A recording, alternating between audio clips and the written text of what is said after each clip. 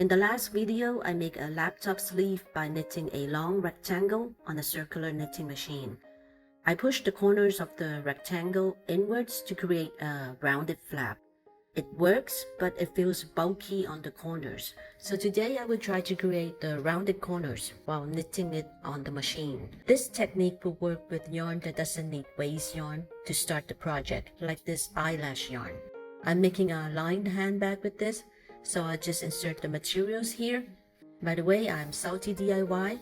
I share my DIY projects. Sometimes I sew, sometimes I crochet. I don't have a specific niche. Please subscribe to help Salty DIY grow. Thank you very much. I'm in the flat panel mode. Can't back up anymore. Then you move forward with 3. This 3 won't be knitted. It needs these 3 pins to do the U-turn on the side. So 1, 2, 3, 4, 5, 6, 7. This is where I will cast on. 7. 1, 2, 3, 4, 5, 6. And I want to knit this one too.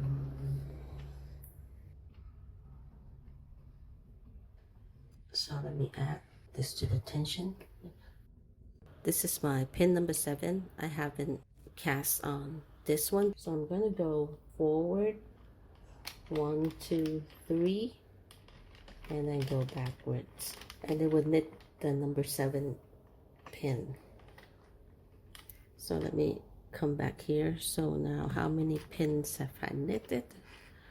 Let's see.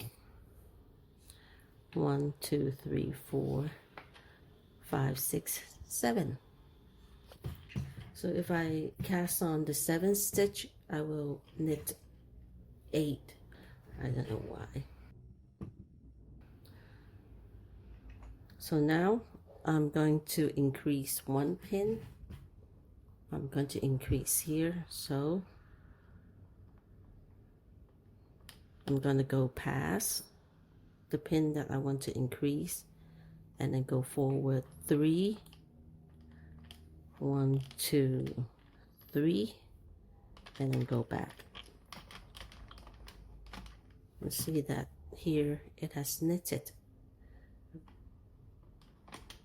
We did the increase over here. I'm going to increase to this pin here. So I just knit past this one and count forward 3. So 1, 2, 3, and then I go back.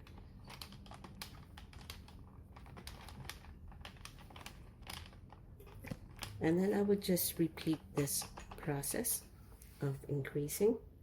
So I want to increase another pin on this side, go past it, go past the yarn feeder, go forward 3 stitches.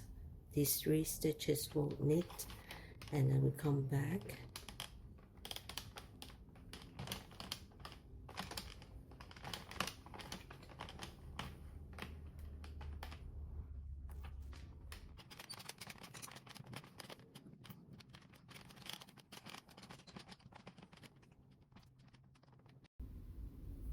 Yarn.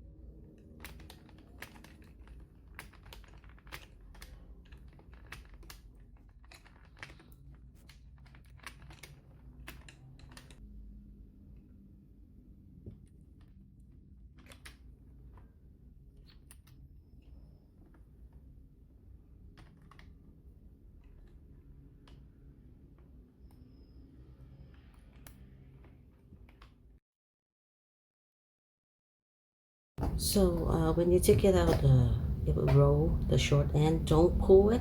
We want this rectangle shape to be intact. So I'll show you what the flap looks like when we do the increases.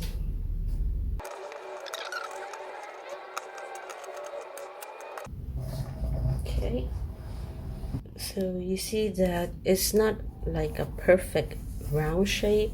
I could only get it rounded in one side, and this side will always kind of drop a sharp decrease here. I don't know why. So what this does is when we are making the rounded flap, there won't be so much bulk at the corner of the flap because we've already tapered it a bit.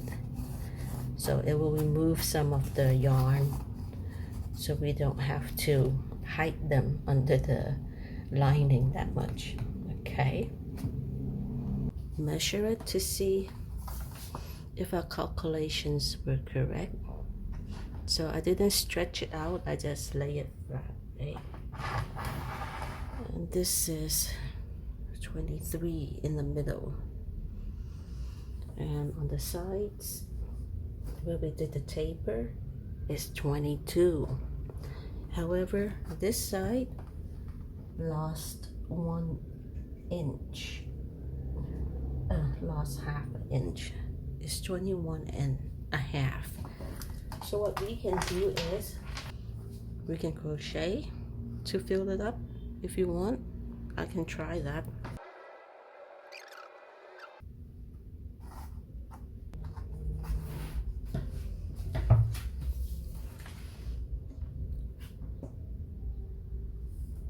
Oh, now it's 22. So this is one way around it. So 23 on the side says 22.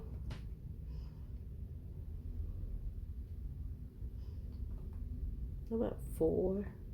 And how wide is this? It's 8.5, just like last time.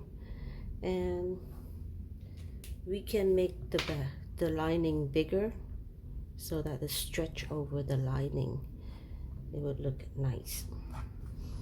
So you see that there is this fluffy side and then this kind of a shaggy side. Yeah. So this side will be on the outside, okay? So for the lining, we fold it. So this is the fold, and we put some pins so that it doesn't shift. So I'm going to make 24 inches for the length, because the lining we need to add a bit more for the seam allowance. This is 12 folded, so that makes it 24. And from this line we will measure 9.5 inches.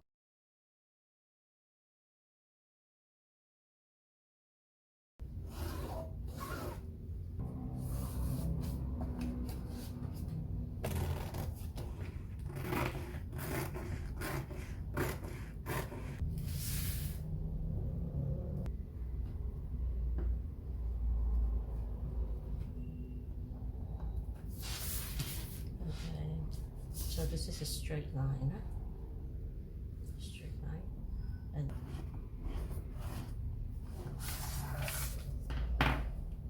the line in the middle, okay? So fold this part in half. So I'm just, there we go.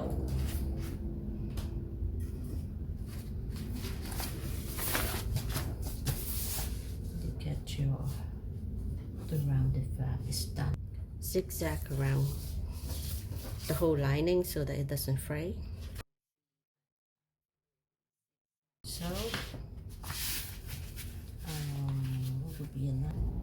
So I'm going to leave a space. So I'm going to start sewing maybe half an inch or 1 centimeter from the edge, so that when I sew this one onto here, I can fold it inside and cover the lining. Oh, it makes sense, no? It makes sense? So I will start sewing here. It's just this line, okay.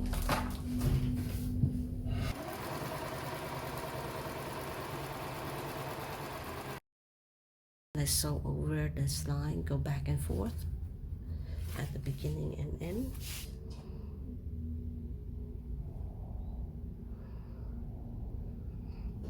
We can actually take it out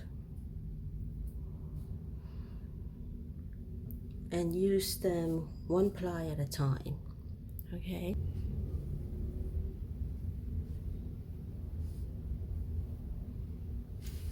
So you leave a little tail.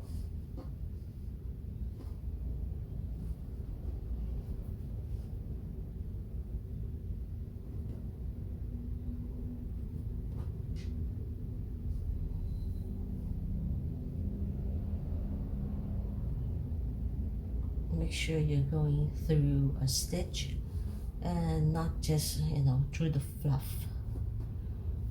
This, when you begin, it'll be like a bit messy with all the tails. Okay, where am I? I'm here. So you always go back in the place on the side that you came out of. So I came out of this side, I'm going back in here.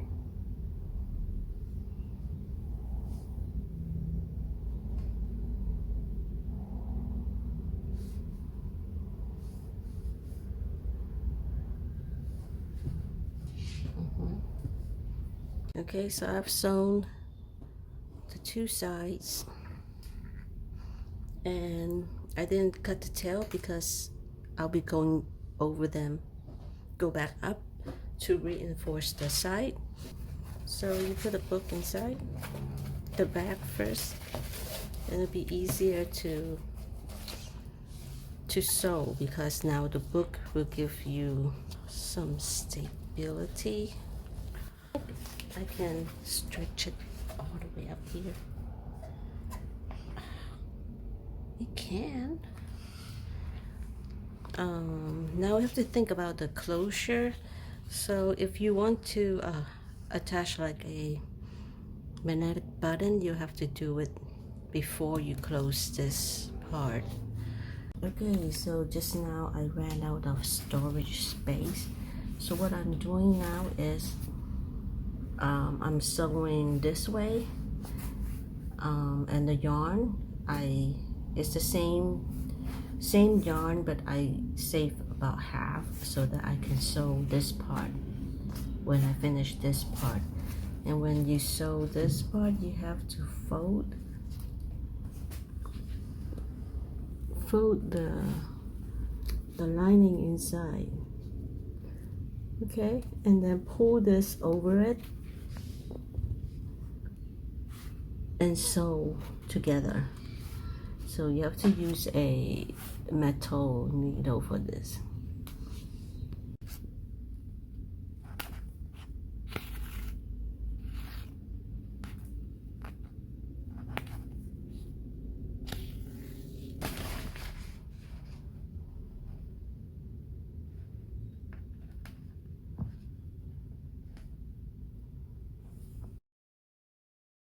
We'll go back up here, start sewing this together and also the flap together.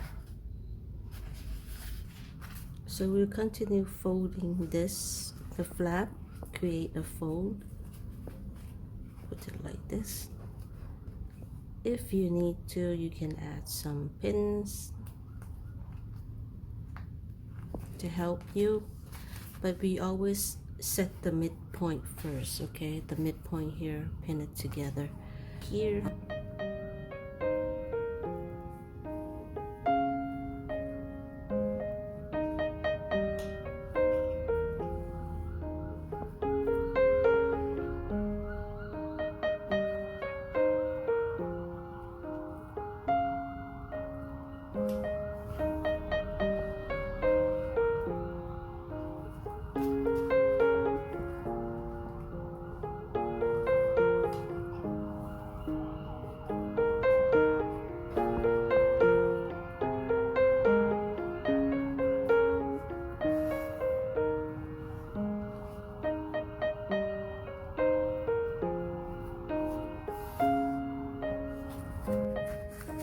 So this part we'll try to curl in, so adjust it so that it fits the lining shape.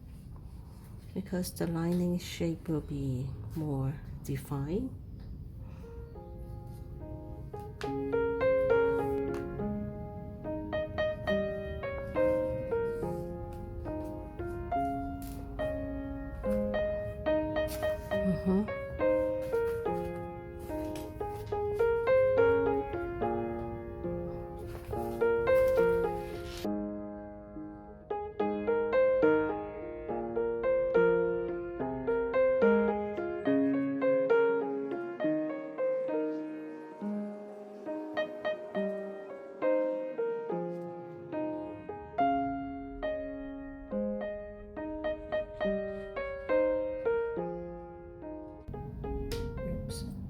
So I've got my two pieces, and so a set is like this. It's like a screw, and then you just screw it on.